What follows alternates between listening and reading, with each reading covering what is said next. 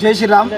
आज अप्पर जिल्हाधिकारी कार्यालयासमोर निदर्शन करून अप्पर जिल्हाधिकारी साहेब यांना निवेदन दिलं गेलं आणि निवेदनाचा महत्त्वाचा उद्देश असा होता की काल परवा मालेगाव मध्यचे माजी आमदार आसिफ शेख यांनी त्यांच्या एका पत्रकार परिषदेमध्ये उल्लेख करताना असं सांगितलं पत्रकारांसमक्ष की औरंगजेब हा एक पवित्र माणूस होता आणि आज तो राहिला असता तर मी त्याला घरी घेऊन गेलो असतो, घरी घेऊन गेलो असता असं नाही बोलले ते, पण औरंगजेब हा एक पवित्र माणूस होता असं माननीय माजी आमदार यांचं म्हणणं होतं।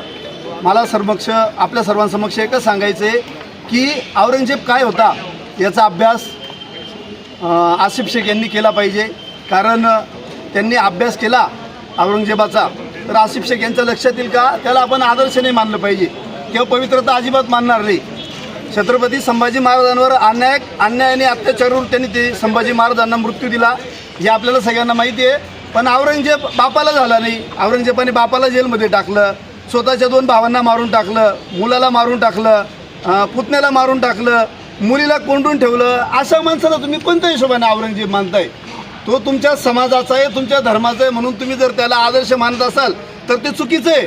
आणि एक गोष्ट लक्षात ठेवा, इतिहासाचा परत एकदा व्यवस्थित अभ्यास करा। मी इतिहासात कुठंतरी असं वाचलेलं आहे का इतिहासकारांनी असं सांगितलं होतं की औरंगजेब संभाजी महाराजांना जावई करून घ्यायला बी तयार होता।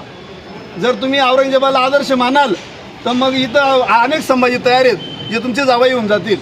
असं आसिफ शेखने करू नये।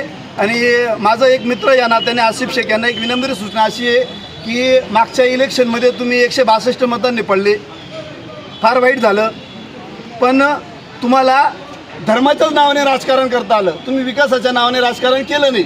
तुम्ही जर विकासाच्या नावाने राजकारण केलं असतं ते बिचारा मालेगाव मध्यमधल्या मुस्लिम लोकांच्या हितासाठी लढले असते तर ते 162 मतं पण तुम्हाला पडले असते, पण तुम्हाला धर्माच्या नावाने राजकारण करता आलं आणि तुम्ही जास्तच राजकारण कराल, हिंदू धर्माला टार्गेट कराल। तर माझा शब्द आहे आता तुम्हाला 162 मतं कमी पडले, कदाचित पुढच्या इलेक्शनला तुम्हाला 162 मतं पण पडणार नाही। आणि माझं पोलीस प्रशासनाला आव्हान आहे की पहलगाम या ठिकाणी मुस्लिम आतंकवाद्यांनी हिंदू पर्यटकांवर जो हल्ला केला होता त्या हल्ल्याच्या निषेधार्थ मालेगाव शहरात पाकिस्तानचा झेंडा जाळत श्रीरामनवमी उत्सव समितीने आंदोलन केलं। पोलिसांकडे आम्ही अर्ज दिला, पोलिसांनी आंदोलनाची तोंडी परवानगी दिली, तर तोंडी परवानगी दिल्यानंतर तुम्ही 37(1) प्रमाणे आंदोलकांवर गुन्हा दाखल करता। मग आसिफ शेख कोण आहे? सरकारचा जवाई आहे का पोलीस प्रशासनाचा नातेवाईक आहे? 2 दिवस झाले सहज सोपं आहे, भारतीय दंड विधेयक 295 प्रमाणे हिंदू धर्मियांच्या धार्मिक भावना दुखावल्या म्हणून तुम्ही गुन्हा दाखल करू शकतात। आणि जी बैठक चालली ती 10 वाजेनंतर चालली, तर मुंबई पोलीस कायदा कलम 135-37-1 प्रमाणे तुम्ही गुन्हा दाखल करू शकतात, पण अजूनपर्यंत गुन्हा दाखल नाही झाला।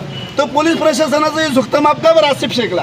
तुमचा नातेवाईक आहे, जवाई आहे का सगळे भाऊबंद आहेत, काय नेमका प्रकार काय? आणि माझी माननीय मुख्यमंत्री आणि गृहमंत्री यांना पण आव्हान आहे की मालेगाव शहरात असे प्रकार अजून पण चालू आहेत।